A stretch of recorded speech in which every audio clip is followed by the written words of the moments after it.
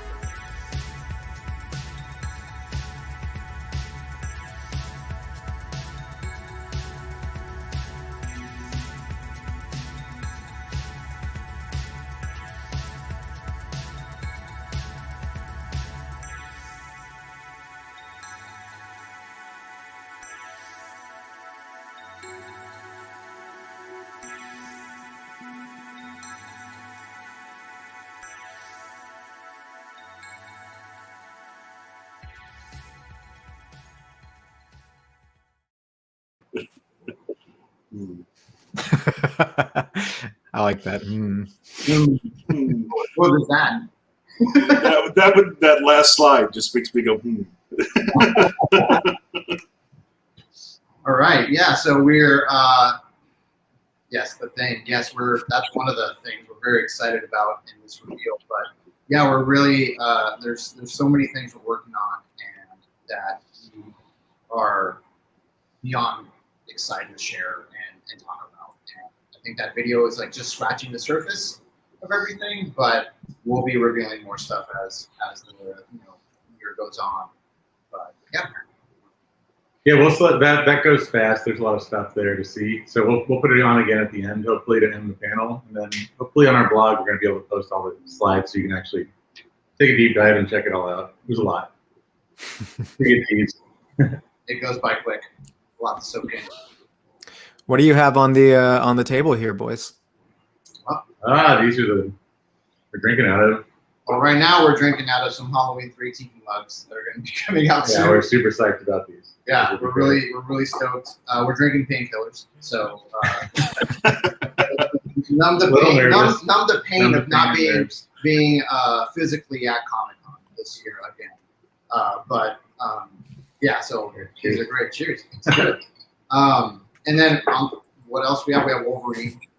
You can see him right here, which we're pretty so excited and thankful for the response that we had for this. Yeah, thank you, everybody. This is so cool. It was amazing beyond anything I could have ever imagined, or Mike could have imagined. We just made this as fans of the show, our love for the show, and we felt like it's about time this character and show got represented in like a figure form. And so, yeah, we're really, really happy with it. And again, thank you all for the amazing support. Yeah, I don't think I'd be doing toys if it wasn't for the show. This got me so deep in that world of comics and toys. It's just great. It's fun. It's so cool to get to work on it. Yeah, you guys, you straight up killed it with that figure. You know, you helped. You're a big part of it. Thank you. You know, there's been all kinds of stuff going around, like the Wolverine meme and you know the X meme line. I think we should talk a little bit about, you know, how we came about the concept of our SDC exclusive here, and why we leaned into the memes a little bit. Hector, you want to take it? Because I remember sitting in a room and almost laughing. Well, not sitting in a room, but sitting in this room looking at you on the screen and like laughing to the point of tears when you wanted to do the sad Wolverine head. So yeah, I mean, it was one of those things where we didn't think we were going to be able to make it, first of all, but we still wanted to and hoped we could. And once we got the green light to do it, then we just went nuts. It's like coming up with every possible, like, oh, what about this scene? Or yeah, like, I mean, obviously you have to include the picture frame.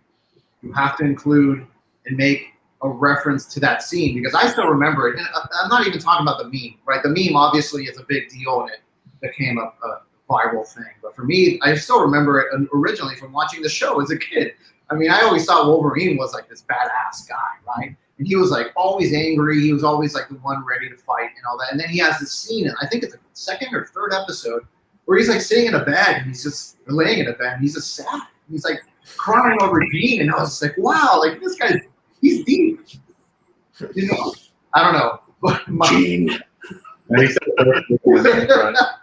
was pretty organic. It was funny. We were just kind of goofing around, Right. like just shooting ideas back and forth about silliness and just laughing to each other. And yeah, and then all of a snuggle sudden, into this. It's fun. right? And then all of a sudden, it became, let's make the bed, and then Mike's like, let's throw a pillow in there. I was like, should we make the pillow? Should it be a real pillow? It's like, no, let's do a real pillow. So we were gonna do real fabric for the bed at one point, but it just became a little too much. Yeah, we did have to stop. Yeah, but you know, the box itself, as everyone, if you haven't seen it, but you know, it's out there.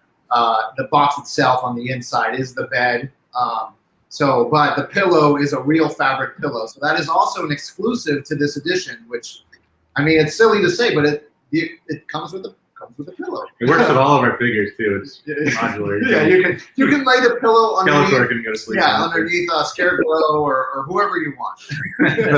The packaging, I gotta say, was just like a stroke of genius. Like making it and actually having him packaged laying down and like being a living embodiment of the scene of the meme. Like, yeah, that's just a cherry on top. Like, bravo, you guys.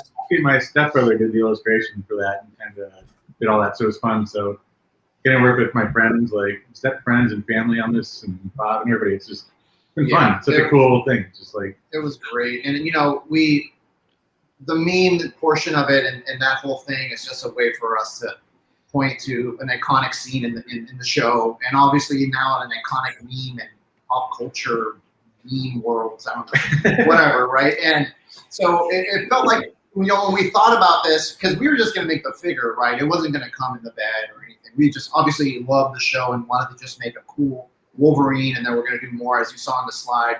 Magneto is hopefully next. We have plans for Jubilee, Sabretooth. We want to do Omega Red. Omega Red. We really want to do Omega Red. People want to Gambit and stuff like that. So we definitely are going to support this line and want to, you know, see it through all the way as much as we can. Yeah. Got to thank Jesse at Marvel too for being so kind. Like, absolutely incredible. Like, nobody would else let us make this. Like, he was so easy too. He's just the nicest dude and was such a cool. Absolutely, it's awesome. Yeah, and so you know, once the idea came about, we were like, well, we should do something special for Comic-Con, and I feel like, you know, this iteration of it being in the bed and referencing the meme in that scene just kind of came about as like, well, we should do an exclusive for Comic-Con, which is, it kind of feels like the perfect Comic-Con thing to do. But yeah, so I got super stoked about it whenever you shared it with with us at Mondo, just like, hey, here's the first look at Wolverine, here's this thing that we're working on. I got super stoked on just like a selfish level, because when I was a kid, I grew up with this show. I was like 3 or 4 years old when this show was coming on. So my first love of the X-Men started with X-Men the animated series. And when I was a kid, my favorite toy was this like 10-inch Wolverine that I took everywhere with me. I cried when I left it at the restaurant and had to have my parents drive me back because I had forgot it at this restaurant, and just like it was devastating to me. But anyway, it was my favorite toy as a kid. And then it looked exactly like this. It was the classic kind of like tiger stripe suit with this yellow and blue based on the animated series. And so you are giving me my childhood back just by having this in development. I'm in the same boat. My first ever action figure that I got when I chose to actually get to go to the store as 11-year-old, my stepbrother and I, who did the packaging, was the brown Wolverine, which is why we're doing the brown and yellow Wolverine variant. That's literally the first Marvel action figure I ever got. I think it was mine too. Yeah. It had the retractable claws. It had the little knob rear spring. Yeah, you shot it up. Yeah, I think that was one of my first X-Men toys, if not my first. Yeah, Eric and I got Colossus and Wolverine. We're just awesome. Went nuts for a summer in Florida. It was great. Yeah, so then we had to do a variant of that, which would be extremely limited. But we felt like it turned out really cool. We're really happy with how that variant turned out. Yeah. I think it's a good segue to our guests now, right? Yeah, absolutely. Yeah. So go ahead, Mike. Julian and Eric Lewald, the showrunners and writers on X-Men the Animated Series, X-Men Adventures. Hello. Hi. Hello, everybody. We were gushing about the show, and we figured, hey, why don't we bring the creators of it on and gush to them about it? Yeah, for sure. Well, want to give Eric proper credit. He was developed for television by Guy. You were the one brought in on a fateful February morning with a 9-month lead time to get a show off the ground and up and running for the airtime with Will Mineo and Larry Houston on the art side of things. And you were the story editor guy in charge of every episode. Everything you saw went through his hands. Good and bad. And I was one of the writers on the show. So I'm going to assume that was good. That was good. I got to do Days of Future Past Part 1 and some other episodes. So again, got to jump in the water with no idea how terrifying it should have been to be given the opportunity to adapt Days of Future Past, which is an X-Men crown jewel from Chris Claremont and John Byrne. And yet with the edict, well, we can't use Kitty Pryde, and we're going to send someone. And I was just naive enough to go, okay, that sounds good. But we were like, this was pre-internet. If any of your viewers can imagine such a thing. So there was no trolling. Whatever, we just kind of, whatever we did is what we were going to do, and there was nobody looking over our shoulder telling us how terribly off of canon we were. I don't know if you all can see, but I was putting some comments on screen. There, people are excited, and I think I speak on behalf of everybody. But thank you for everything that you have done, and for what you gave to the world, and what you gave to X-Men fans. As I was mentioning earlier, I grew up on this show. I have a clear love for X-Men, and it started because I was a 3 or 4 or 5-year-old kid watching the TV show that you guys were producing. So thank you. Again, on a selfish level, thank you. Yeah, I have to say the same thing for me. I had that moment. I remember the day I first saw the first episode, and just like, I was instantly captivated, and it changed my life. And like I said prior, when we were chatting before this video, I think it still holds up as the best X-Men representation in TV, film, or whatever to this day. At least for me, I love it. High praise and thank you. Thank you so much for that. You did make it clear about one. For a long time, as writers, as other creative types, we tend to work out of a home office with a laptop or a notepad, heads down, just getting the work done. And especially back then when it came out, there was no way for us to have sort of a metric or a measure of what was going on, for good or ill. But to find out a few decades later that the show had any kind of impact on anybody like this and the stuff that you folks are creating right now, wow. Yeah, it keeps it alive. I mean, until we started going to cons about 4 years ago, when we had a book come out about an oral history of the show called Previously on X-Men. An oral history of the show. Yeah. we're not like public performers like musicians or whatever, to where you get immediate feedback. And we've each worked on 40 some shows over the length of our careers, and so we get a sense. Some of them are popular, some of them are not at all popular, but until we started going to cons and had met people for whom it was, oh man, that was my show. Until you get that moment of emotion from somebody, it's not real. It's just, okay, that was a gig that paid our rent for a couple of years. And, we really enjoyed the work. Yeah, we worked, they're like the best people we ever worked with, but you don't know until you meet the people that something makes contact with, that it's actually done it. Yeah, so like in the chat, lots of people are commenting on the theme song. We spoke about this briefly before. They caught on the same thing I caught on. They pointed out the Chip and Dale poster. Like you guys have been responsible for so many shows that like theme song is wired into my brain. Like if we were to meet and I was going to establish whether we're friends, and if I can't go da-da-da-da-da-da, and if you don't know what that is, I'm not going to say we can't be friends. But you're going to have to call and text before you come over. Right? I think that's reasonable. And guys, it didn't have to. That opening didn't have to be that way. We were first tasked with coming up with a narration because everybody at Fox thought, or a number of people there thought it was going to be so confusing because nobody knew the X-Men in 1992. Outside of comic book people, believe it or not.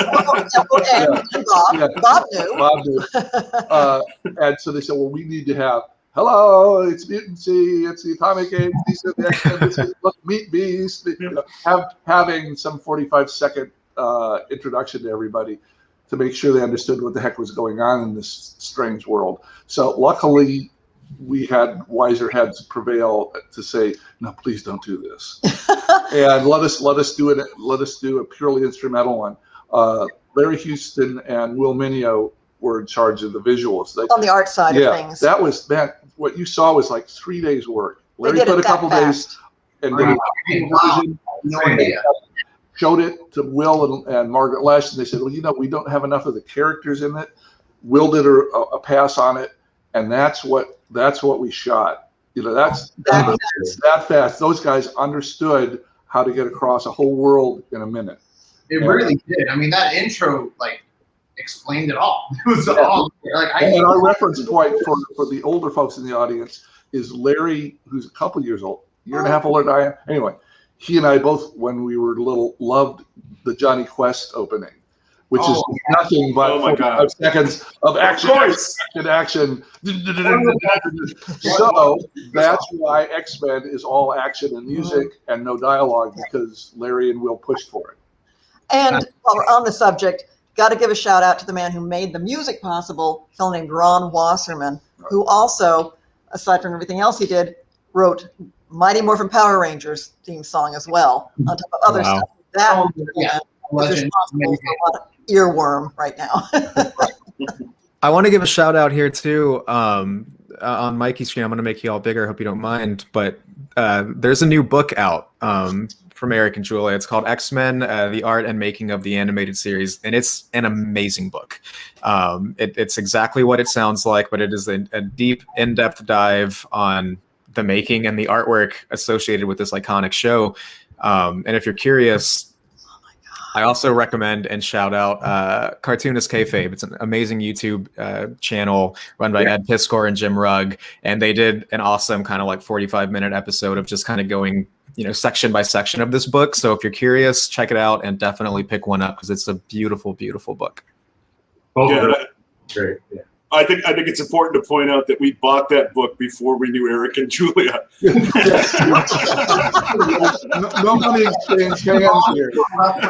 Because we're going to make a series of toys. The book was the cover, the front and the back, were drawn by two of the artists that actually did the show.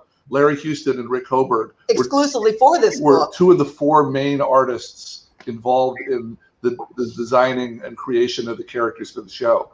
So those are original bits of artwork to cover the book. And good guy and villain. We mentioned Larry Houston. He shared some private drawings he had done for X-Men, also exclusively now in the book as well. So some serious artists who didn't need to, but were instrumental in making the book look like it looked. The amount of stuff you guys packed into this book is insane. But literally for the packaging, which no one else has seen yet, on the opening and back pages of the book, you have the schematics for it.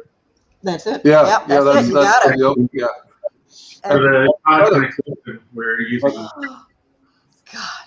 And to credit the people that publish book, Abrams Publishing, they do wonderful art books, and we gave them, obviously we gave them all the copy, and we dug up, old,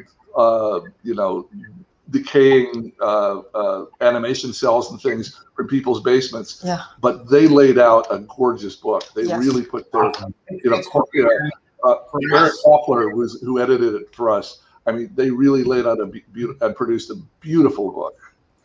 So we're thrilled, to have been part of it. Yeah. It's such a cool book. We probably read through it like several times. that opening in the book is so iconic, and also captures that scene from the intro of the show, which is also equally as it's iconic. That what like Mike had mentioned, we didn't advertise this with the figure or anything like that, but the outer sleeve of the box will be that whole thing, which you can see here. It's in my gold foil.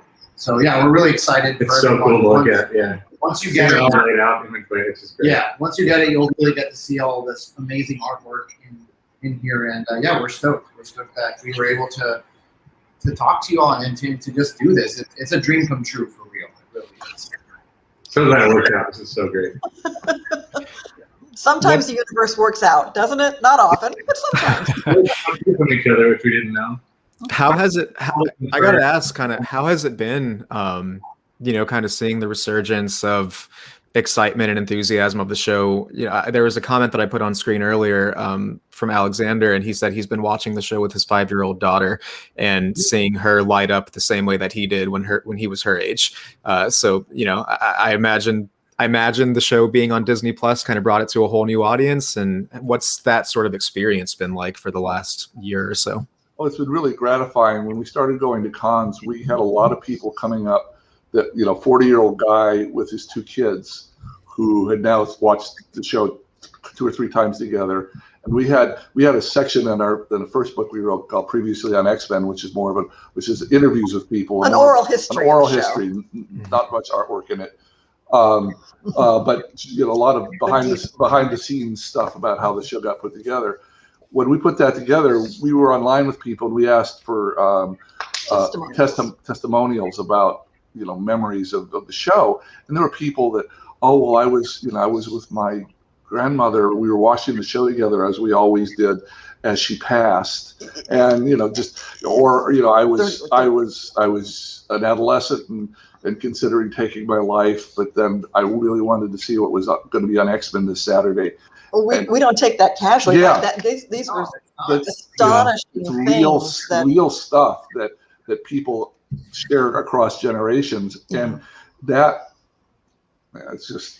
takes your breath away.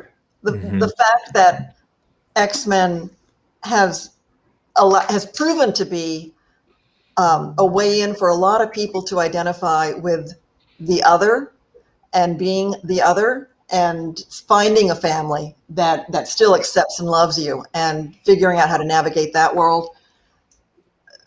That's an honor to have been involved with the show, and that is that for so many people.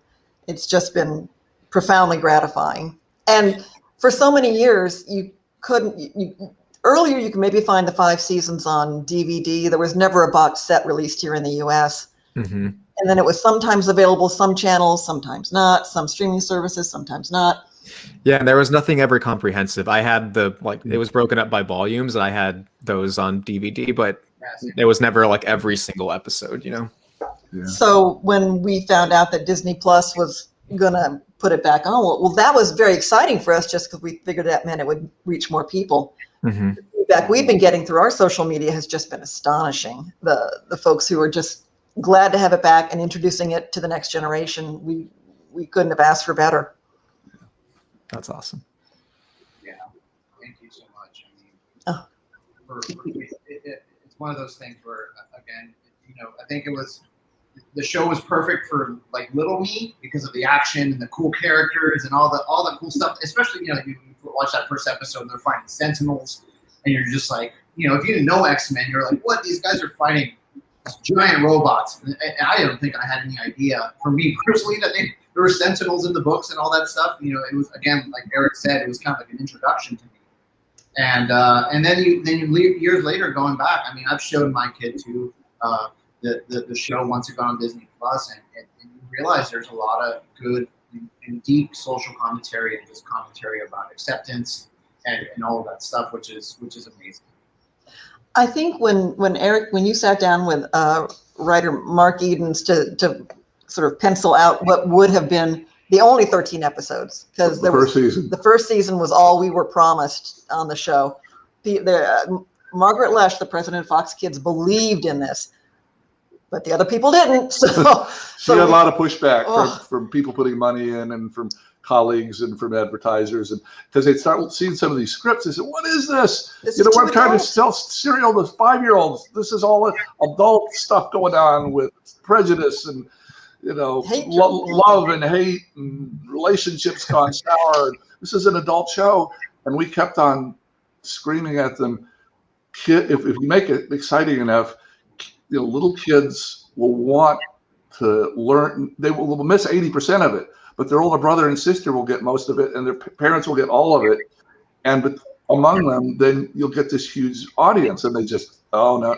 Out here, we're told in Hollywood to micromanage what you're writing. Oh, this is for 6 to 9-year-olds. It can't be too young. It can't be too old. It has to be for the specific market. And we've done the research. Has to be boys, actually. And our child psychologist tells us that it has to be 5 boys and a girl, and that all this stupid stuff about writing only writing age appropriate. And we just wanted to shake them and say, no, little kids aspire. When I was 7, I wanted to be 11. I wanted to know what the older kids were understanding about a show, and so while making it colorful and exciting enough and fast-paced enough for little kids, we thought, okay, we're going to write it for ourselves. These are a bunch of 30-year-old characters. We're going to write it for 30-year-olds and let everybody else catch up. And Margaret Lesh always said, she said, do it. Do not write down. Do not write down to kids. You write up. This is a live-action, hour-long drama. It happens to be a half-hour Saturday morning cartoon.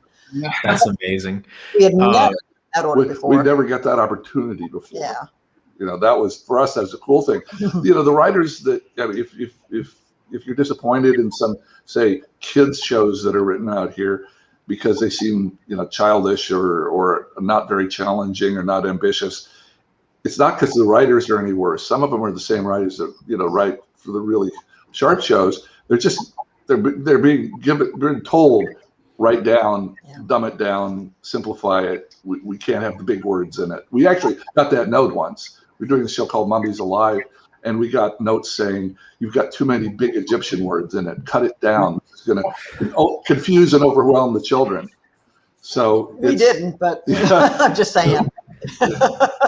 That's awesome. I love hearing that, because that's exactly why I think the show has endured, right? Because you didn't dumb it down, you didn't write down to kids or the audience, you played it straight. And there's tons of comments that have said this is people's introductory into the characters or into comics in general, and it's because it made you want more and it made you excited to dive deeper. We have a question also from ASU Footy. I hope I'm pronouncing that right, but did you have a favorite character to write on the show? As one of the writers on the show, Beast was our favorite because he was the smartest guy in the room. He was erudite. He was well-spoken. He was, he enjoyed language, and he was a big, soft, romantic guy. And he was, and as we also say, he was the damaged poet. That's Bob Fu on our team. Pretty much. Can we avoid that topic? I'm feeling attacked. You're feeling seen. We're all a beast. Yeah, obviously everybody wanted to write for Wolverine because he's such an incredibly dramatic character, and we actually had to pull back from that. Tried to not have him focus too much. We didn't want it to be Wolverine and the X-Men. We wanted to spread the stories around so that everybody got their focus. But for me, probably my favorite character, the one I empathized with most, was, of all people, Xavier, because over the course of 5 years, there were 20 different writers that worked on the 76 episodes. And I was just like, this supervising father trying to keep everybody's focus and vision and tone, keep it all to where it seems like it's the same show. And so I felt a little like the guy in charge of all the other X-Men and responsible for and exasperated with, and knowing the weaknesses and strengths of each one, and assigning one kind of. There's one writer who was good, but he was always 4 days late. No matter what I told him, he'd always be 4 days. And so I just give him the wrong, date that was the deadline. And it worked out doing 4 episodes, but I felt like Xavier. So. I'm familiar with that trick. I want to pull up. I want to. Oh, sorry. I want to show you Chris's comment. But he said he grew up gay and brown in the Midwest, and that this show was his jams. He related to it so much. So again, I feel like that's important that you connected with so many people. Yeah. I so appreciate hearing that. In context, again, go in the Wayback Machine. It's 1992. Los Angeles was going through a riot. The tragedy of the AIDS epidemic was only then becoming part of our conscience. We weren't allowed to say certain things back then. It's a whole different universe now. I am thrilled that folks were able to find in the show things that we couldn't articulate because, again, it was a Saturday morning kids show. But the fact that there was a difference with the others, and again, here's your found family. Yeah, and this was something really, obviously, we were grateful for being given. The basis of the X-Men. Stan Lee and Jack Kirby came up with this idea. I'm sure it's just knowing how frantic those early days of the 60s were at Marvel. It's just, okay, here's Stan, come up with a team of half of this. Okay, and zips it through. They came up with this world, where you've got these extraordinary people who reasonably cause everybody else around them to be nervous because they are spectacular. They do have these powers. Anybody would be foolish not to notice it. And so you've got this built-in group, a growing number of which, they're growing all around us, of different people that are freaking out the status quo. And so there are all sorts of folks like the gentleman you just showed who never felt part of their culture or the community, and felt different and felt ostracized, or even if it wasn't as strong as being attacked or ostracized, felt that they just weren't fitting in, and that probably certainly felt bad about it, because we all want to fit in. We all want to be part of our community. And now we've got a show based around it. There's all sorts of things going on too, people fighting, superpowers going on. But we really thought in the writing of it, we'd focus on the core mutants existing in a human world theme, rather than which good mutant can fight which bad mutant. Which they're both themes in the book constantly. We looked over not knowing the books very well myself before we started, we had to look back over 30 years of comics, and there were some of the books that were very much live wrestling. Who can beat up who, and we'll find out by the end of the book.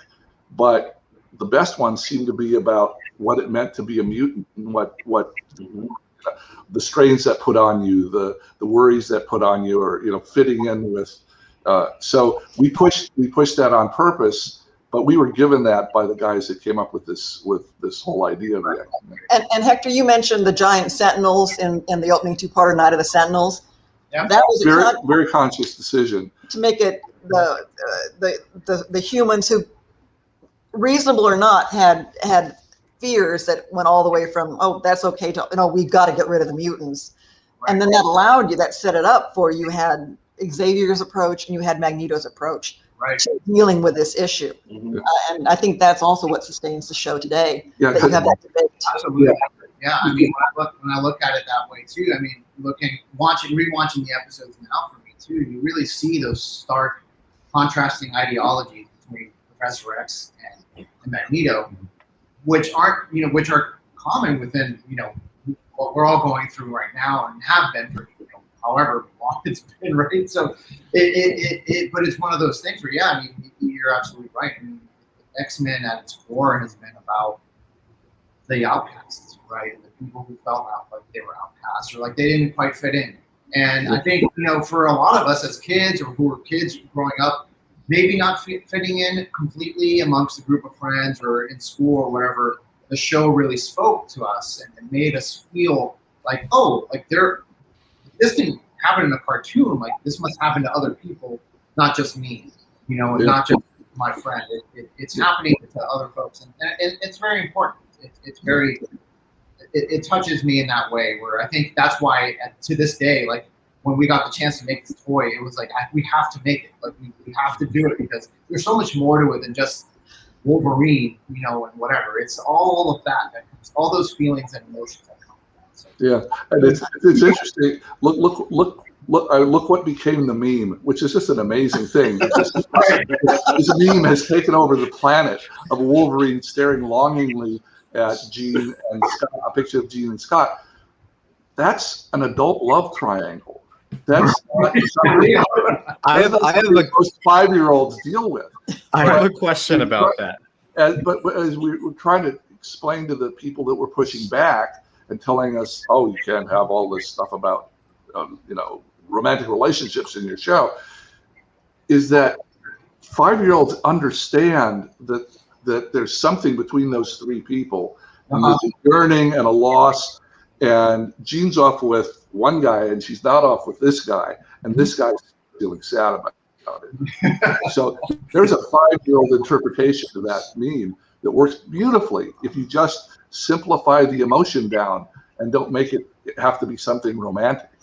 Can we give a shout out quickly?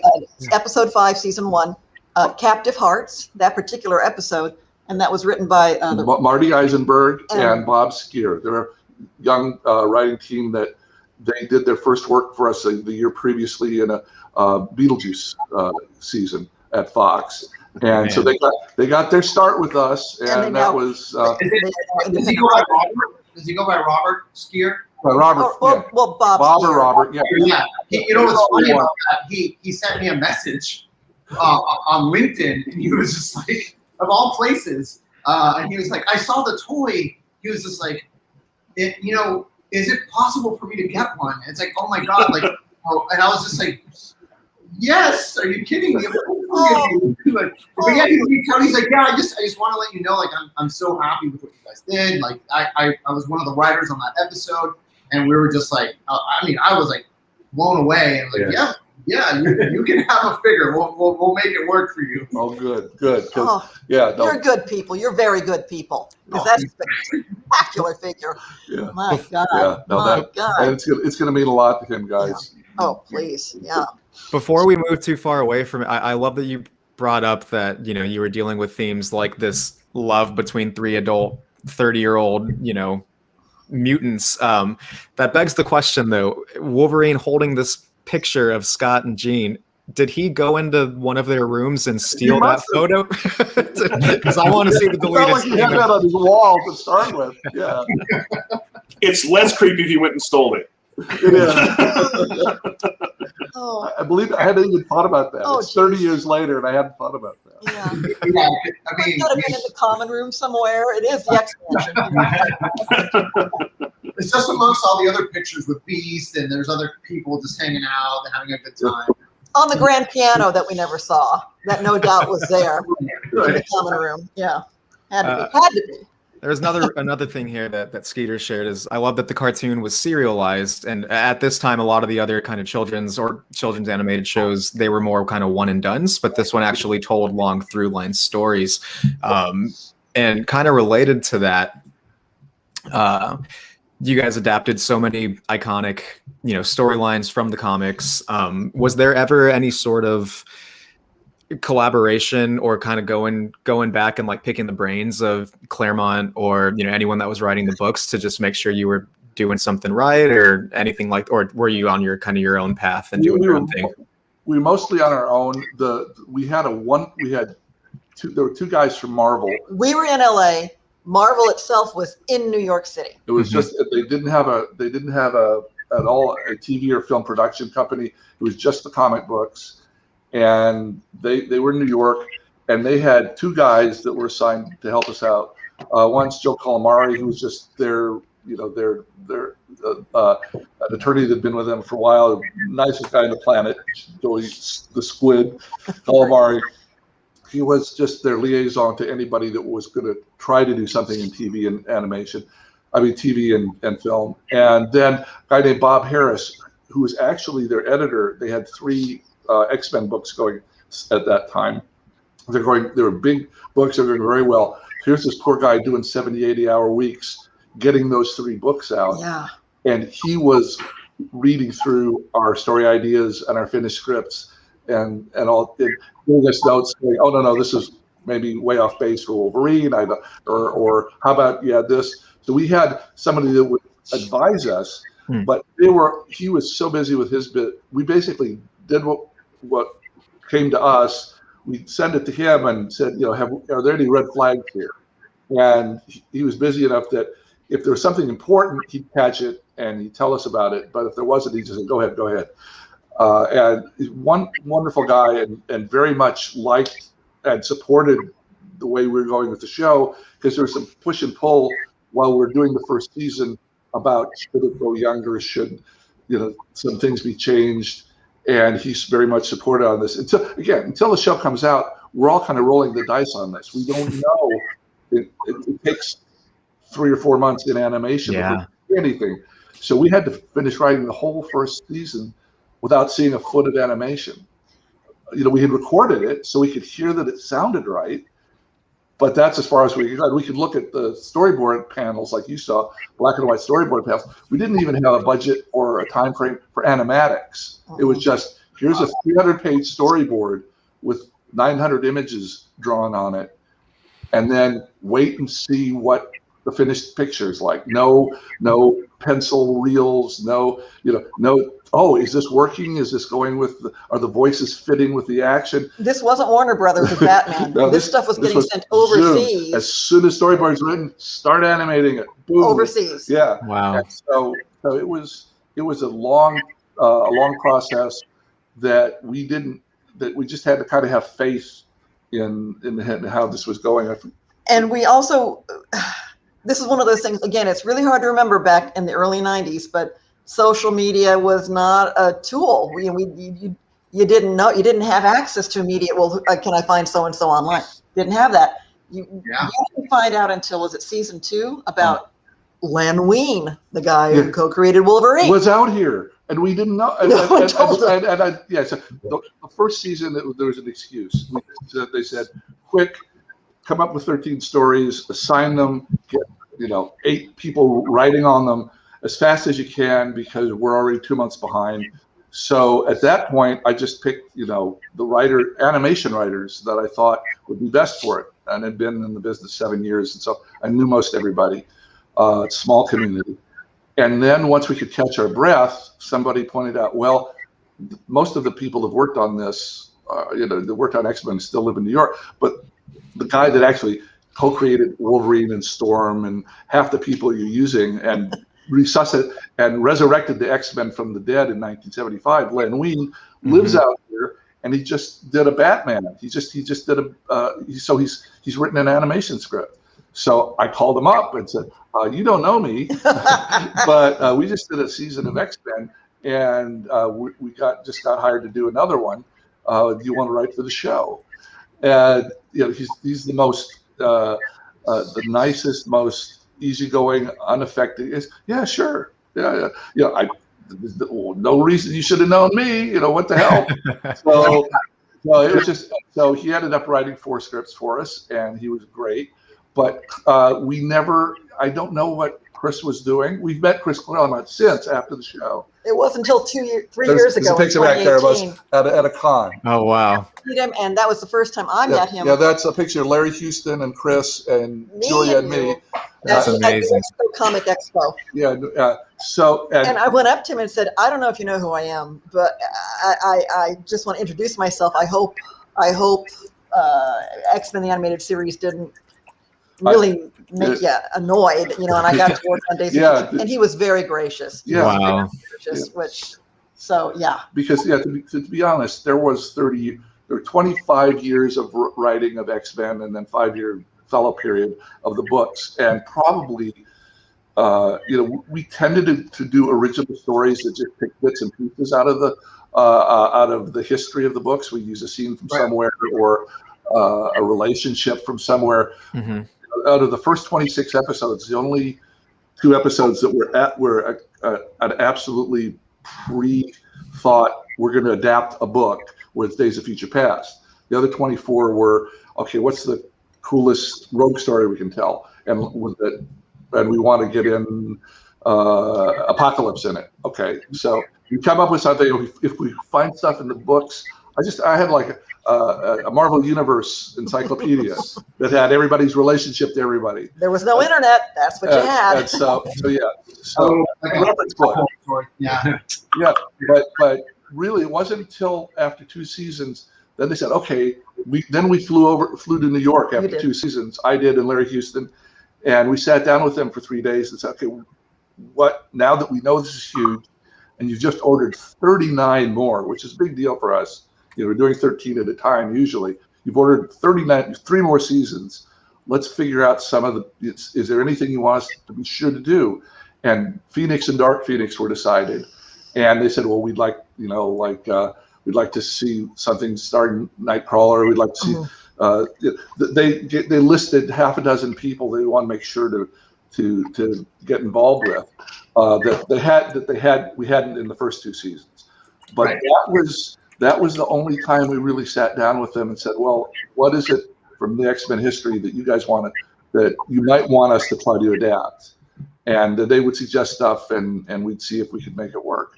But there were, I'd say 80% of the shows, we'd start with an idea that we all liked about one of our characters, and then we'd look into the reference books or old comics or ask people that had read all the comics. Larry and Will. Yeah, Larry and Will. Yeah, what is it about Nightcrawler that you love so much? Right. And we talked to them at length, and I take notes, and then we try to build an episode around that. Now, that could include bits and pieces from scenes that were from the books, or it could just be a general feeling about Nightcrawler. But that was the way we'd start the development process was, let's do a Nightcrawler episode. What's important about him, and then take it from there. Yeah, I mean, I think you all nailed it. I mean, it was, I think, again, an introduction to all of these amazing X-Men characters for me and for a lot of people, right? And all of the stories always felt unique, and like you put a lot of heart and a lot of time into making them awesome. I remember the Nightcrawler arc. I remember the Mr. Sinister arc and the Savage Lands and the Apocalypse, 4 Horsemen, all that stuff with Archangel, all that. All of it had, you could tell, like there was care and again, like a 3-dimensionality to all the characters, right? So, but yeah, I mean, thank you so much for everything you all did and all of that. And yeah, if you guys have any like social media or website or anything you want to let folks know about, please. I think this is the time. Funny you should mention, we just today, after several weeks of not being online, we have our xmentas.com for X-Men the Animated Series. So I just use X-Men TAS all over social media. We're on Twitter, X-Men TAS. We got a Facebook page. I'm trying to get better on Instagram. And we have our new Facebook, new web address today. If you're looking to purchase a book, we suggest going to our brand, xmentas.com. We hopefully have buttons set up so you can buy through there. Just saying. And we hope it's still working because please follow us. We try and react, interact. Nice, say hey. So. Well, thank you so much for taking the time to be here. I know it was super short notice, and it just seemed that everything kind of like aligned perfectly to have you all here, and it's perfect to talk about the show and the toy we're releasing and all of that stuff, and everyone, Mondo, Eric, all of us here, Bob, Mike, me, the love that we have for the show, and had for the show and still have for the show, and just again, thank you so much for taking the time. Seriously. We just did our first X-Men the Animated Series poster for Night of the Sentinels, and it's the first of many. So we'll make sure that we will send you guys as anything we do X-Men the Animated Series is coming your way. And please, everybody watching, xmentas.com, go and support Julia and Eric. We can't thank you all enough. We pulled this together. We met you like 2 days ago, so thank you for agreeing to come on. Like a couple of days ago. So seriously, this is so nice of you guys to come on. We appreciate your time, and it's been lovely having you here. Thank you. Thank you so much. Thank you all so much. All right, take care, y'all. Thank you, guys. All right. What are we doing now? How do you follow that up? So awesome. Talk about toys now, right? I mean, that's kind of weird. 12-year-old me never thought I'd get to talk to them. I'm like sweaty talking to them. Just like I have like a million thoughts going on in my brain. I was trying to turn them into words, and I'm pretty sure I fumbled a bunch of stuff, but whatever.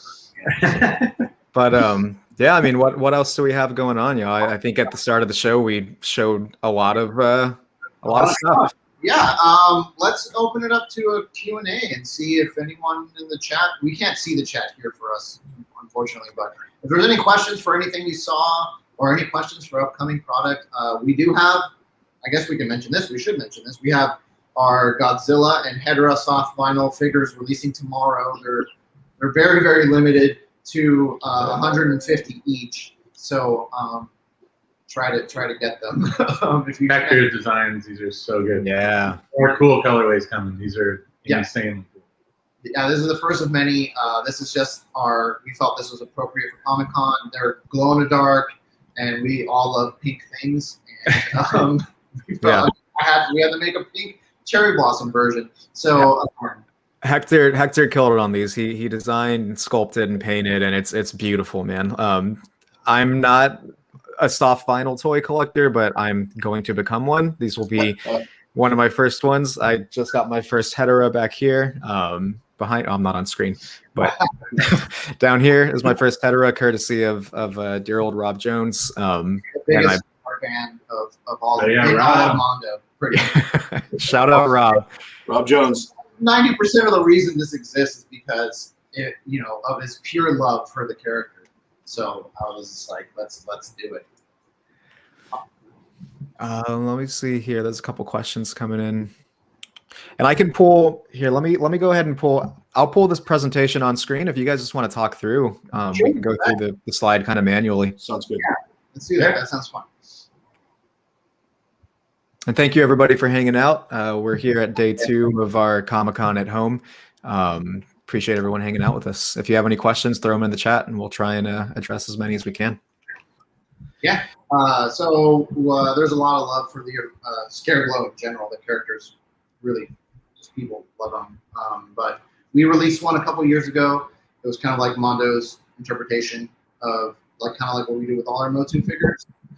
So this time we felt like we should kind of do a throwback to the original toy. And so this new colorway of Scareglow essentially comes with a brand new head that's kind of like a retro head. The colorway or the paint job is an homage to the original figure. Same with the weapon. And my wife just said something. Love you. So yeah, we and now I'm flustered now. Jeez. So yeah, we're throwing it back to the original Scareglow with this one. It's a new limited colorway / new figure essentially. It comes with a brand new weapon, brand new head, brand new cape, brand new paint colorway. Yeah. What do we have next? All right. So if you haven't seen the new Netflix series Masters of the Universe Revelation. I haven't yet. Last night, I know I was like working on the slideshow. I know like, we're working so late with all this, so I haven't seen it yet. Yeah, we're messaging Justin on Instagram. We're like, yeah, he's like, I watched them all. No, I know. I'm gonna do it tonight. But we've seen footage and all that stuff beforehand, and we fell in love, and we asked Mattel if we could please add to our 1/6 scale line with a version of Skeletor from the show. And so yeah, this is it. We're really happy with how this turned out. We're really trying to capture that animated feeling. Same with like we did with Wolverine and our Batman animated series stuff. We're doing the cell shading, that kind of more cartoony, saturated color looks. And yeah, just a brand new Skeletor is a brand new sculpt, brand new everything that's meant to look just like the show as much as we could. And yeah, this will be out in a few months, so we're really excited about this. Talk about Shiri Noise, huh? Talk about Shiri. Tommy Hodges. Tommy Hodges did this beautiful sculpt. We went back and forth just collaboratively for a very long time trying to nail the look of this character and make sure we did her justice. Obviously, it's one of those things where at Mondo we're redesigning the characters to kind of fit within our line. But also trying to stay as true to the original toys and the show and just the comics as much as we can. So there's a ton of little Easter eggs sprinkled throughout our accessories and stuff like that we try to throw in there for fans of She-Ra and Masters of the Universe. And so, yeah, I mean, this is just a work in progress. We'll have a full preview of this figure at PowerCon in September. Hopefully in person, so we have to meet you guys. If everything works out and the world doesn't end or shut down again, we will be there in person at PowerCon with the booth, and we'll have She-Ra there as well as everything you're seeing here in the Motu stuff. We will have there. Are there any release dates for any of this stuff, guys, or is it all kind of TBD? Best to follow Mondo socials for any announcements or anything like that. Yeah, I think with Scared Glow, we have it planned around Halloween. Skeletor, it's still TBD, but it will be this year. She-Ra is 2022, early 2022. The next slide, I think, is Hordak. Possibly, maybe. Yeah.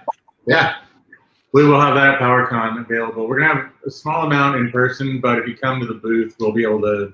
You can buy it from us at the booth, and we'll ship it to you, so you don't have to carry it around. But come early, we'll hopefully you can get you one in hand. But we're excited for this one. This colorway is super cool. Yeah, and again, what we're trying to do at PowerCon this year is to kind of make it where if you're there and you're at the show, you can pre-order these things, or not pre-order, but order these things there before they go up online. It's just something special we're trying to do for the Masters of the Universe community, and the people who go to that show are so passionate and love Masters of the Universe so much that we felt it'd be a nice treat and a nice, just like a thank you for supporting this line throughout the years and just giving them a chance to order it without having to worry about jumping online and dealing with all that. And thank you. Val at PowerCon has been so incredibly sweet to us, and we're excited to go. It's going to be fun. Hopefully we get to go in person. And for anyone that can't be at PowerCon, will there be an online release for any of this stuff? Yeah. That the week after Hordak will be available. You'll get first dibs at PowerCon, so hopefully anyone that's there will be able to get it. Kind of treating it as a Comic-Con exclusive, or PowerCon exclusive style. Just if you go, hopefully you'll be able to get it. And this is I love this. Great. Continuation to our interestingly, we never thought the Matubi Matubi is kind of this thing where we're inspired by soft vinyl. As you can tell, we love soft vinyl and the fun colorways that are represented in soft vinyl. So we applied that line of thinking to Masters of the Universe. We did one with Skeletor, with Merman. So this is our Man at Arms Matubi version, which we'll have available at Designer Con or during Designer Con. If we're at Designer Con, we'll have it there. If not, it'll be around that time. But yeah, so it'll be one of those things where we're just excited about having fun with colors and making these figures look different than what we've seen in the past. I think we would be remiss if we didn't call out that Hector's the one who paints all of these. Yeah. And I am consistently blown away by your work on this, man. Seriously. Yeah. It's amazing. Thank you so much. Yeah, I mean, thank you. I mean, it's one of those things where it's like it's a lot of fun. I love doing some foodie stuff. You jobs they're so like it just kind of comes to me as I'm making, right? So it's a lot of fun. I love doing this. Hopefully, we get to make more after this. I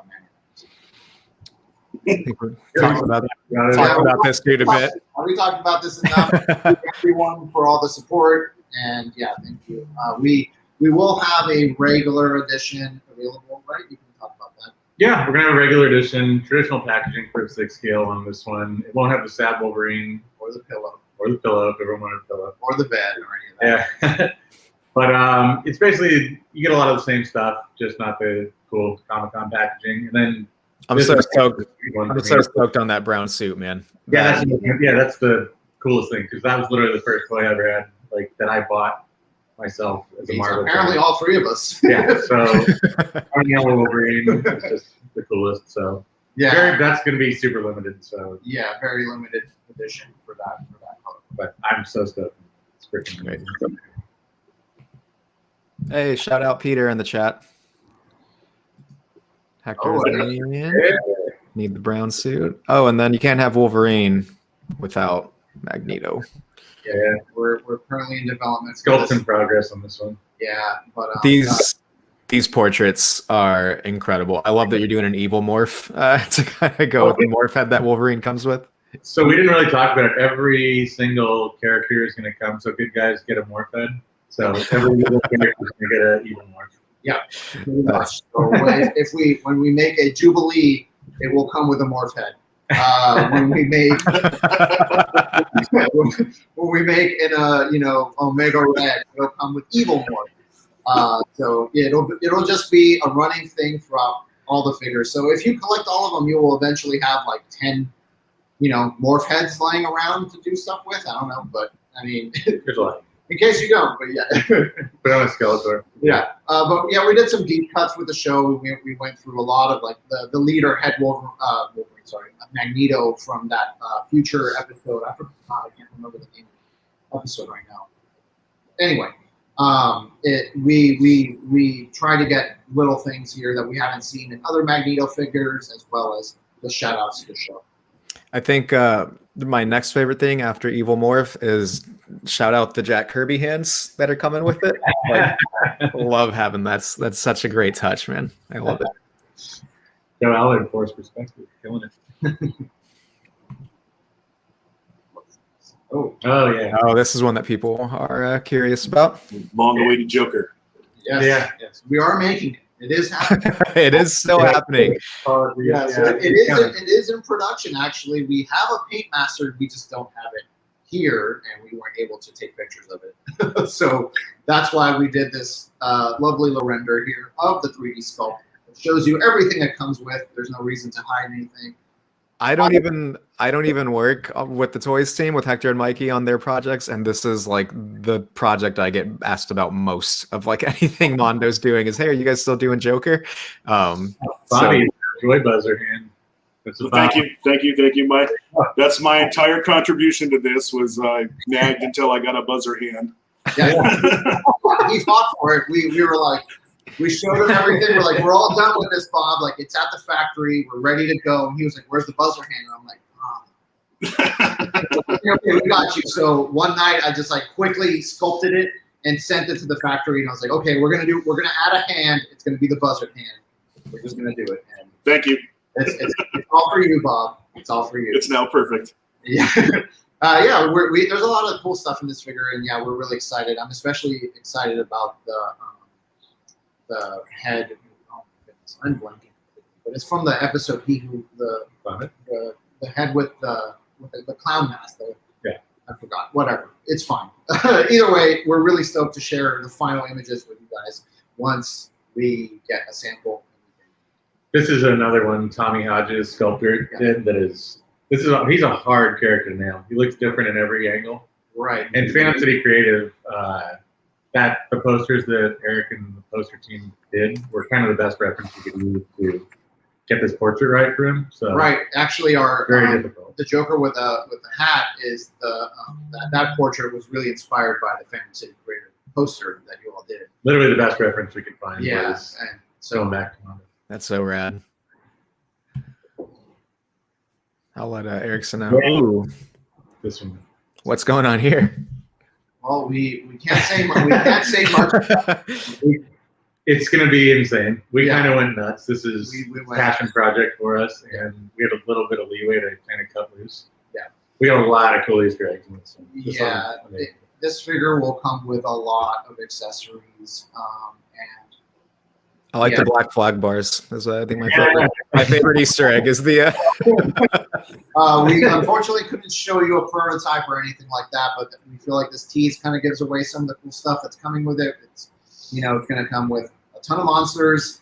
It's going to come with a ton of accessories. We got secret features to show you guys. too, Yeah, so it's going to come with some really cool stuff that other McCready figures. There aren't many out there, but that haven't even thought of or done. So we're really excited for this. And it's 1/6 scale. It's going to come with fully fabric clothing and many swappable heads and all of that stuff. All right. Yeah. For me, this one's it. This is like I can retire. We went to Yes.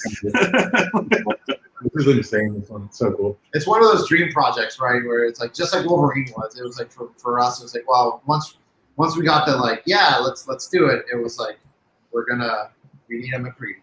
Like that's what we gotta do.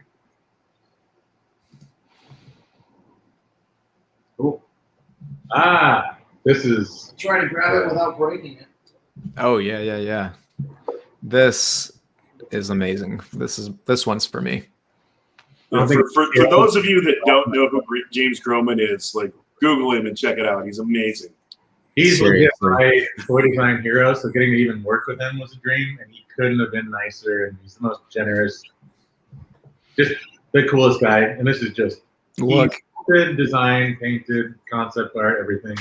Yeah, Still doing the packaging too. this is actually his paint job. Like he painted one, and we have it here. And so yeah, we can't. It's incredible. Just the detail on it's just bonkers. Yeah. There's so much going on here. It's what's the height on that? It looks pretty big. Looks pretty tall. where my hand is. So Yeah, we're like it's like about 13 to here. Yeah, about 12 inches. Yeah, it's big. It's going to be all soft roto vinyl figure. The arms will be not. This doesn't move, but that will come. Yeah, the arms will be posable, and so will the head. The head will turn, and the arms will be moving up and down. Kind of thing. Yeah, that's so rad, man. I can't believe I'm working. So James did Mad Balls and just a ton of Wrestling Buddies. I just found out he did the original line art for Wrestling Buddies, like plush toys. Just James a legend, and he's just such a sweetheart. So such a great to work with him. Got scared almost. Fell. Sorry. Go ahead. Next. And we recently did a Swamp Thing poster with Francesco Francavilla, and if anyone knows who Swamp Thing might be an analog for, maybe there'll be something fun going along with this too. Who knows? We'll see. That'd be amazing. I hope that happens. This is we have 4 other colorways planned. Yeah, we have a ton of colorways planned for this. That'll be very limited, but this will be the main run. Hoping to have this at Designer Con if things go correctly. Yes. And hopefully in person would be nice. What do we have here? We're Follow up to the finally series one. making a follow up to the very wonderful. We love the first series that we put out, right? And yes, one of our more successful things that we've done. So A long time coming, but we have 2 series. We have the next series coming up too. But just there's so many deep cuts on that show, so we just try to pick fun ones the fans would like, and then throw some weird ones that we love ourselves. Shout out Mr. Poopy Butthole. Yeah. Also, Tommy again. This shows how incredibly versatile Tommy is. Tommy Hodges sculpted whole series of these two. yeah, he did these. He did She-Ra, and he did Joker. So you can see. Tommy's incredible. Yeah, he's an incredible sculptor. One of the best dudes. And yeah, this is series 3. We have this planned. This is at some point next year, right? Yeah. Scary Terry's his biggest man thing. So. Yeah, Scary Terry's like 12 feet. 12 feet. We have to 12 feet tall. shows how big the V6s are. Yeah, we have a V6 here. They're big. Yeah. Wow. Yeah, good size figures. And a fun note, the Mondo, the Mondo exclusive comes with 2 Meeseeks. The Happy Meeseeks and the Real Sad Meeseeks. Yeah, right. Um, Awesome. just stockpiling toys everywhere. Yeah. And yeah, so with Series 3, we had to stick Scary Brandon in there. Never seen a toy of it ever. So I love the Scary Brandon. That's great. We have to do it. And so Scary Brandon, Tiny Rick, he comes with swappable arms too, where he's doing his little thing. And the Doofus Rick head can be swappable with our previous line. So what we're trying to do with this also is like you can collect a head with each series that can be swapped out with the original Rick and Morty figures of Series 1. So we'll just keep adding heads as long as we keep making this. We'll do a Morph head in there too. Yeah, throw Morph, evil Morph. Oh, yeah. Oh, here we go. So this is crazy, and never thought I would ever work on anything like this. So we are so proud to announce that we are doing a line of small scale statues, about 7.5 inches, 8 inches with a base, rotovinyl of Godzilla, pretty much through the years. It's kind of like a celebration of Godzilla's different looks and iterations throughout all of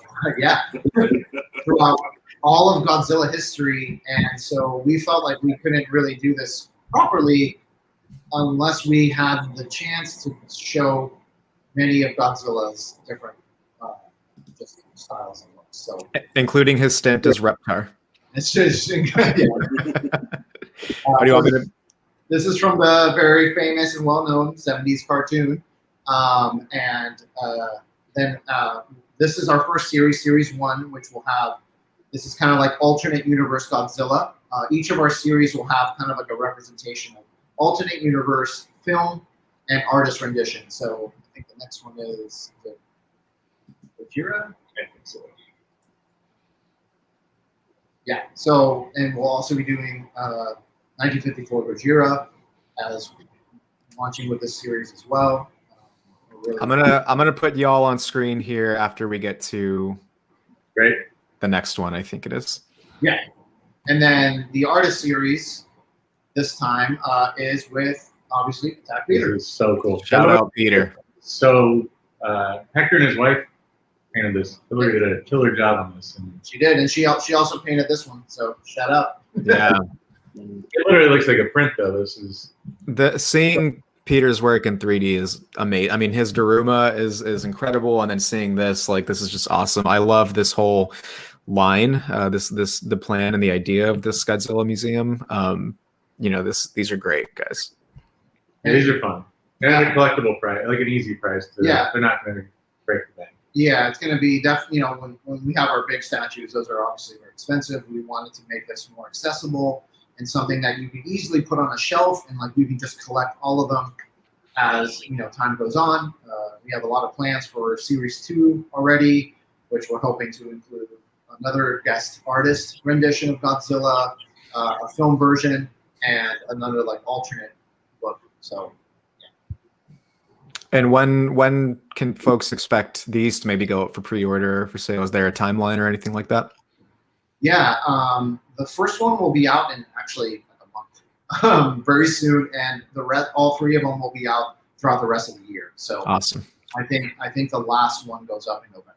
If people like them, we want to go gangbusters and just go nuts. Yeah, we want to just keep this going. I mean, Godzilla has 100 different looks throughout the years. I mean, we can explore so much cool stuff that's never been done before, and that was the main thing with this line, to do things that we haven't, that fans haven't seen and haven't seen in collectible form. So. And then you have a note here, but I just want to call it out. The nameplate in the base is removable. So as you can see with the prototypes that Hector and Mikey have, if you just wanted Godzilla solo on a shelf, you could just display them on its own as well. Yep.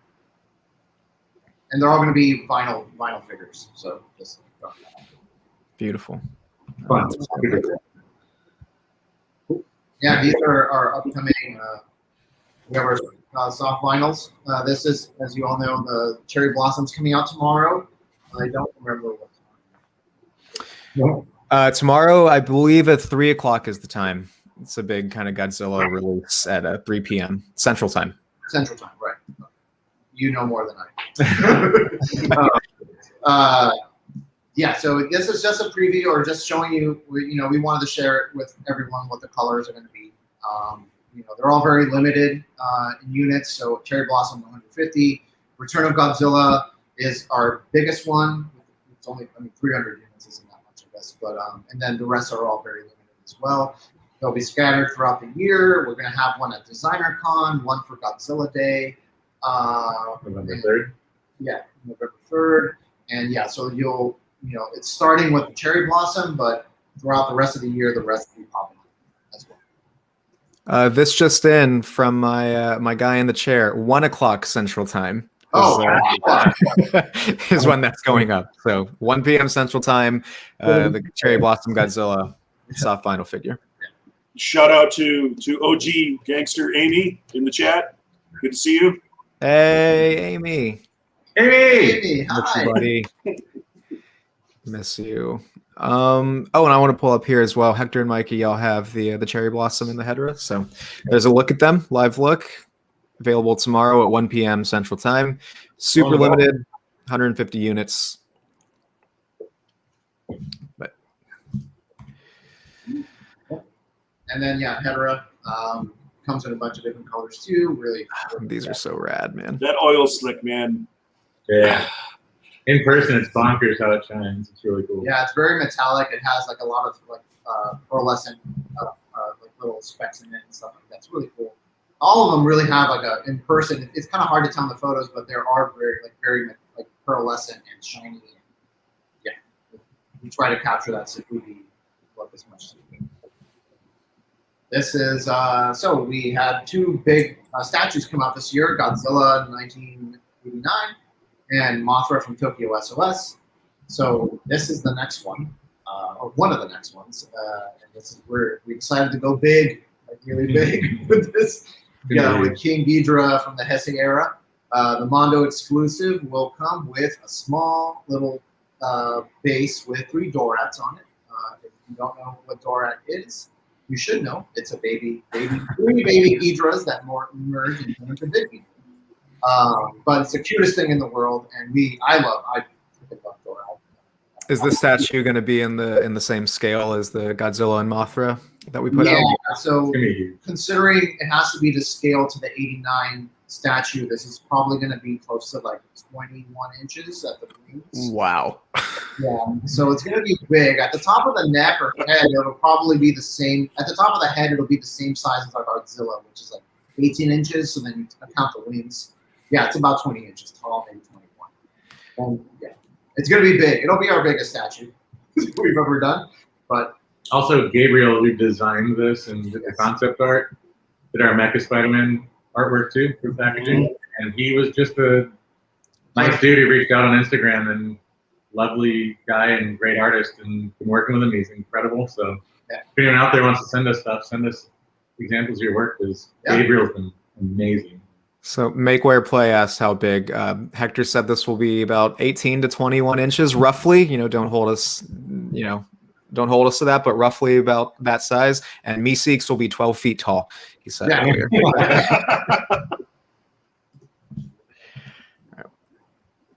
going. So we have. You want to talk about this guy? This is so exciting. One of my favorite comic artists. Like the Black Widow is one of the best comics I think it's come out in a long time. So getting to work with him is a dream, let alone on a statue and doing concept art. Just chatting with him is so cool. But very early stages on this one. We are tightening it up and going to be going to sculpt hopefully pretty soon on it. Yeah. And Francesco's going to do packaging art similar to what Florian Bertmer and Tom Whalen both touched on for our previous statues. Yeah, that's something good to point out real quick, is that we're trying to get different Mondo artists to do the box art for all of the statues, so you get something really cool, Kind of special. What Tom? Yeah, so when you get Mothra, you're getting it in a really special box, like packaging. And Tom Whalen did this art, yeah. Yeah, it's gorgeous. Oh, Meeseeks hit the booze. Oh, no. Yeah, shout out Francesco. He's so cool. He's a part of the old guard. We've been working with him for years and years, and he's one of our favorite artists to work with. Incredibly talented. This will be the second 3D piece I think that we've done with him, because we did the Red Rain Batman statue adapted from his art as well. So I can't wait to see this. And Francesco did an awesome Godzilla poster for us last year, and I'm excited to see this come to life and translate to 3D. Yeah, that Batman Red Rain was amazing. It was an amazing piece. So and then we're doing keeping up with the King Ghidorah love, and we're doing a Tiki Mug. It's a follow-up to our other Tiki Godzilla mugs that we've done in the past. This is early 3D sculpt. It's pretty much done, but we need to take it over to the prototyping stage. And we're really excited for this one. It's going to have good performance. Beautiful.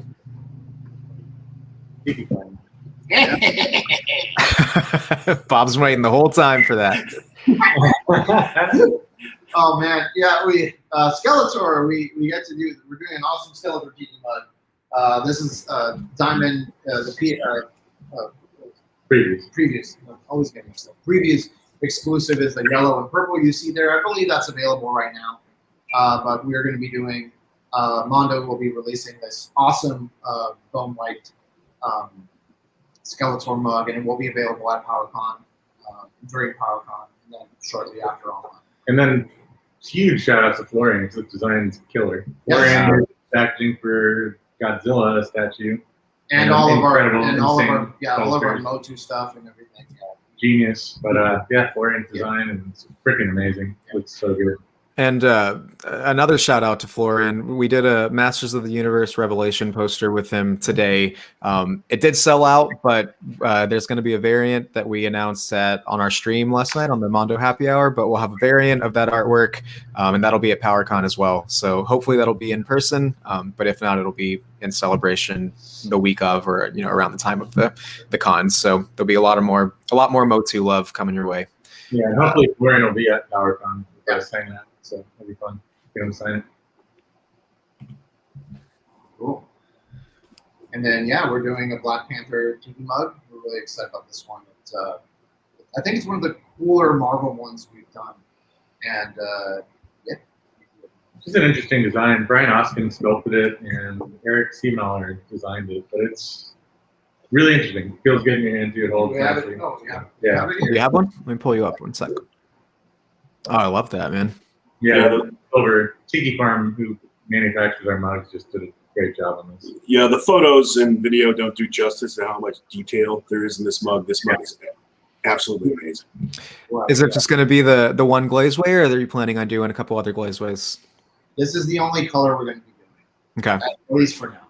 But it'll be we felt like this was like the definitive Black Panther color, and maybe in the future we might. It's beautiful. Available now. Yeah, Fing Fang Foom. Yep. So it is available now. We can talk about this a little bit. Jack Kirby. I'm just a huge Jack Kirby Monsterverse fan. Everything he does. They're good. He's this was fun. Abaddon Arcade is just a great dude. Tiki collector, Tiki fan. Yeah, I love the colors y'all went with here, man, and I love doing that pen and ink Kirby color as well. It's great.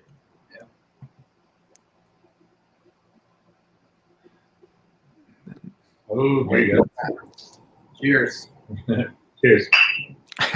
All in 3 mugs. These might come down in size a little bit. A little big at the moment, but very psyched on these. Huge fans of that movie, and it'll be just a fun one. Oh, yeah. And you can stack it. That's great. There you go. Yeah, there it is. Pure genius. Game rocks on the back. Yeah. There's a lot of cool, fun stuff I mean. Now we just need to make a Morph Tiki Mug so the Morph head could go on top as well. Crown jewel. Yeah, so these are fun. Yeah, it'll be sold as a set. So when you buy it, and this is available, you can get all 3 at once. And you can choose to stack them or share them with friends, whatever you want. Bigger than me seats. I love the colors too. I like that you did them each their own individual color. It looks great. Again, Tiki Farm just unbelievable to work with and just make the best. So these are great. think this is the last one here.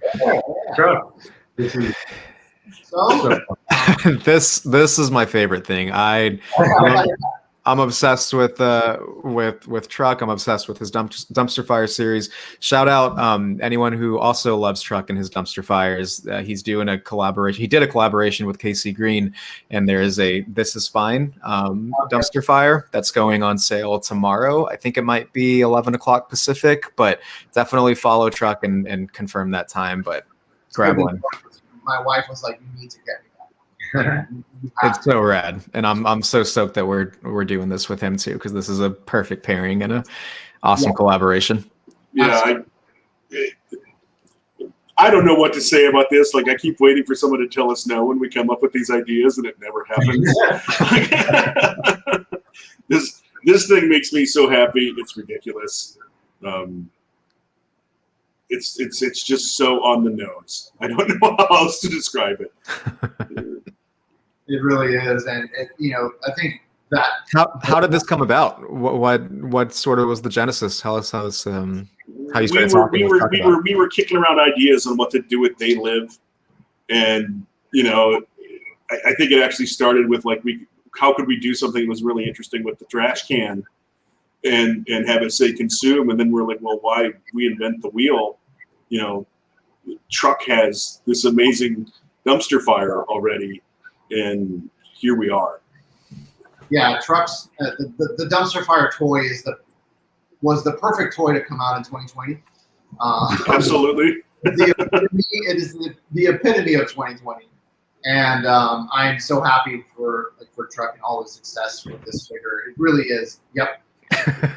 The 2020 dumpster fire that he released had this mask on, because what else sums up the last 18 months than that? So absolutely. So for us, we're all I know Truck's a big They Live fan. We're all big, huge fans of the movie, and we've tried to figure out a way to pair them together. And it's just a fun way to just put two awesome things in the same.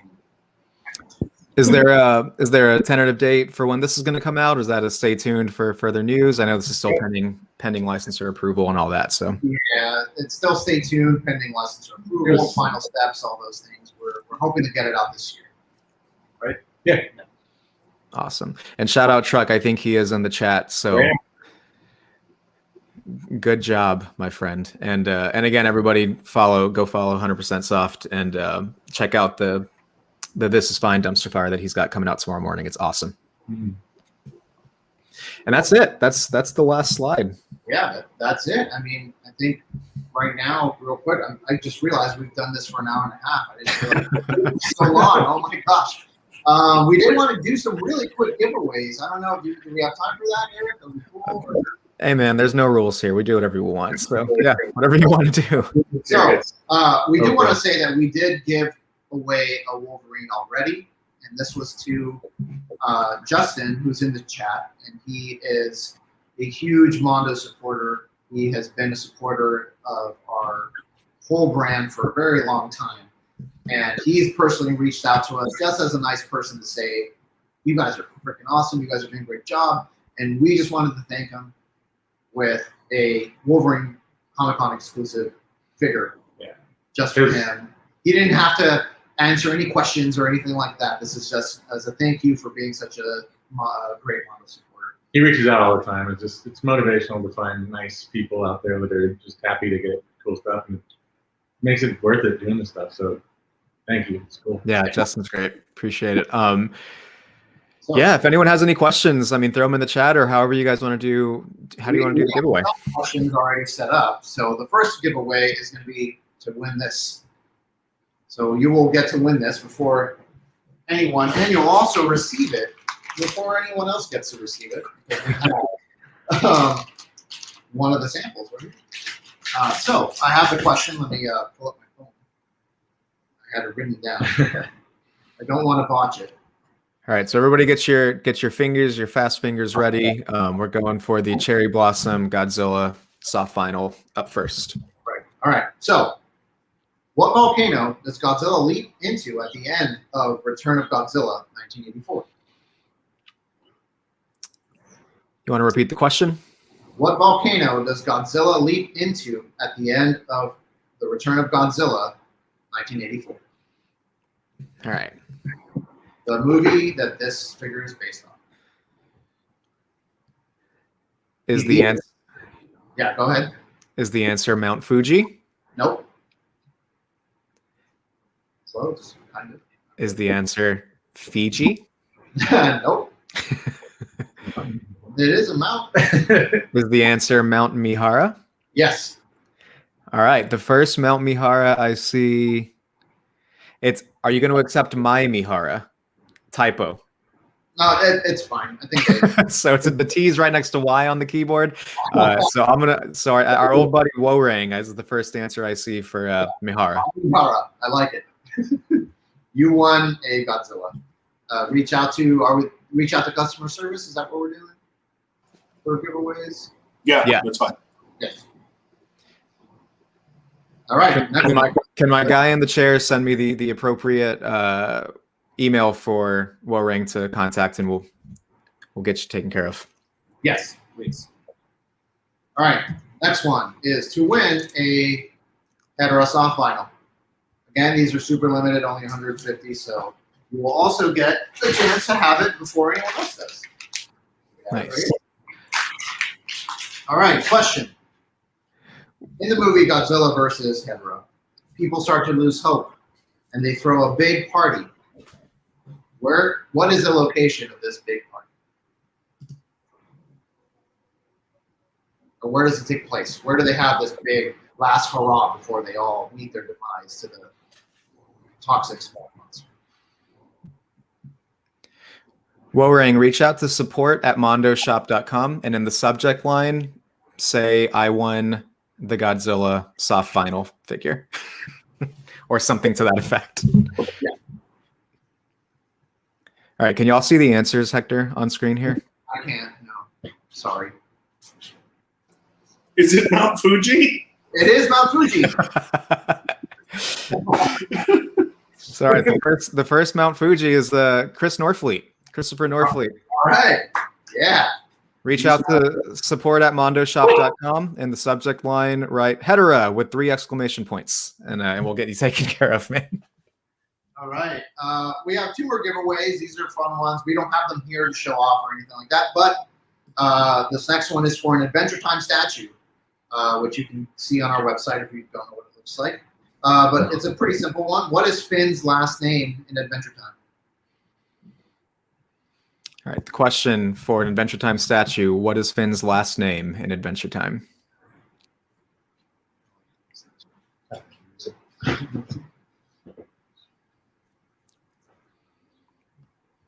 I can't see the answer, so I don't know. I'm seeing the Human. No. He has an actual last name. Mertens. Yep. Lou Glenn. Lucky number Lou Glenn. You're the first one that I see here for Mertens. Yep. You get an Adventure Time statue. Cool. Last one. All right, we've got a Rick and Morty statue to give away. Let me see if I can get this one out. What was the Channel 101 show that both Dan Harmon and Justin Roiland were characters on, who are the creators of Rick and Morty? What was the Channel 101 show they were on? This is very deep cut. This is a deep It's one of cut. my favorite things on the planet. We're gonna make you work for that Rick and Morty. I don't even know the answer to this, so I'm not going to You need deal to with watch it. It's the best ever. it. Lou, Early 2000s. Lou, reach out to support at Mondo Shop with the subject line Adventure Time. Yay. Comma. I won. And we'll get you taken care of.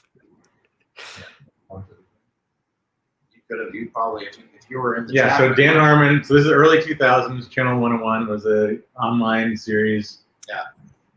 Michael McDonald and Christopher Cross, there's some tips. Bob, do you know the answer to this? Because I think I'm supposed to be keeping an eye out for the correct answer. No, I do not know the answer to this. We get to start. Yeah, no one gets it now. Had Mike been in there, he would have won. Oh yeah. I'm gonna start reading comments, and you tell me if the one is correct. Sure. All right, Sure. so I know it's not Mr. Show. let's see, Heat Vision and Jack, Exposure, House of Cosby's, Exposure, The Real Animated Adventures of Doc and Marty, Fiji the Show, Story Circle, Yacht Rock. Yes. That's Yacht it. Rock. Please, everybody go watch that. It's the best. Yeah, There's 10 episodes. It's like an alternate history of Michael McDonald. And Referee is going to have to disqualify this, though, because the person that answered Yacht Rock is not eligible to win a statue. oh, oh, man. well, There it is. I just wanted people to watch Yacht Rock. So excluding, we'll go to the next person that answered Yacht Rock. The next correct answer was I see Ryan Smith. Ryan Smith. A little bit of a questioning in his answer, but hey, man, you were right. you get it. You got that free statue. Yeah. Oh, man, you got collected. Fantastic. Awesome. Ryan, email support@Mondo Shop with the subject line "Yacht rocks my socks off," and we'll get you taken care of with the Rick and Morty statue, man. Well, I think that does it, right?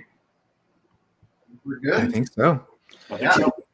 Everybody, thank you so much for tuning in. This was awesome. Again, thank you to Julia and Eric Leewald for jumping on and chatting X-Men the Animated Series with us for a bit. It's been awesome hanging out with everybody, and we appreciate everyone's support and tuning in and having a good time with us. This marks the end of day 2 for Comic-Con, but we're back tomorrow with more releases throughout the day like we did today, and we also have Mo and Spencer doing the Art of Soundtracks panel at 12 o'clock Central Time. So be sure and come back and check out what those guys have in store for you. That's always one of my favorite panels as well. So yeah, thank you everybody. Stay safe. Do us a favor, hit the like button, subscribe if you're not, and yeah, we'll see you soon. And thanks again for watching, everyone. Thanks, everyone. Thank you.